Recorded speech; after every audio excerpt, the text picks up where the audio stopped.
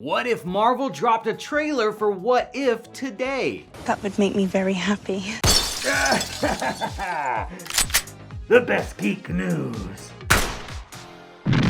Hello. Today, Marvel did indeed drop their first full-length trailer for their What If series that's debuting on Disney Plus on August 11th, confirming a few things we did or did not already know.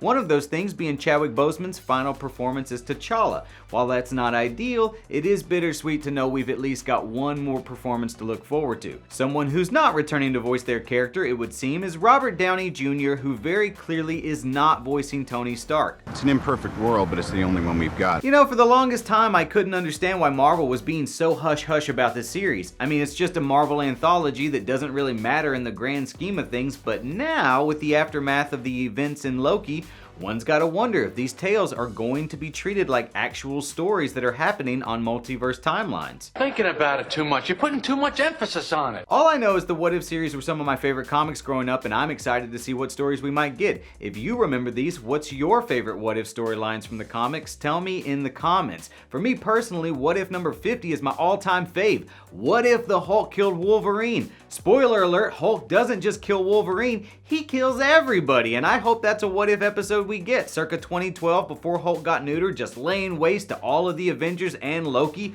Hulk's king around here, baby, and don't you forget it.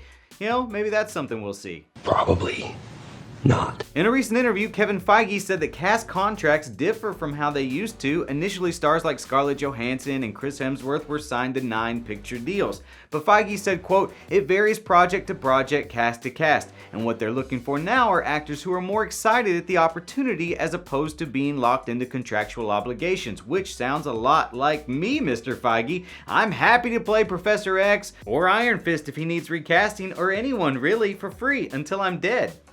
Call me.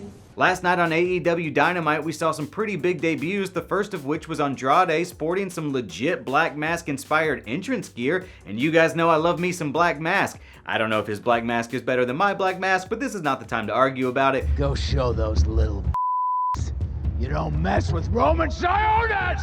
We also saw the debut of Tommy End, formerly known as Aleister Black, who will now be known as Malachi Black after he ambushed Arn Anderson and Cody. Perfectly not confusing. We also got word that Disney and Warner Brothers will not be presenting their Marvel or DC films at Comic-Con at Home this year, which comes as no surprise after the success of last year's DC Fandom event, not to mention all the news we got from Disney Investor Day. Bummer. Finally, Black Widow is out today, and a lot of people have asked me to give my thoughts, so here goes. Black Widow is A-okay, not the best solo Marvel outing, but certainly not the worst. The action is top-notch, and it's surprisingly funny. For my money, Florence Pugh steals the show, and if she's gonna be the MCU Black Widow going forward, this was a hell of a way to pass the torch. Bye-bye now. I hope you enjoyed the show. Find me on Twitter at Chris Killian or Instagram at CK Comedy. And make sure you like the video for support, subscribe to the channel, and turn on notifications so you don't miss any of our other videos.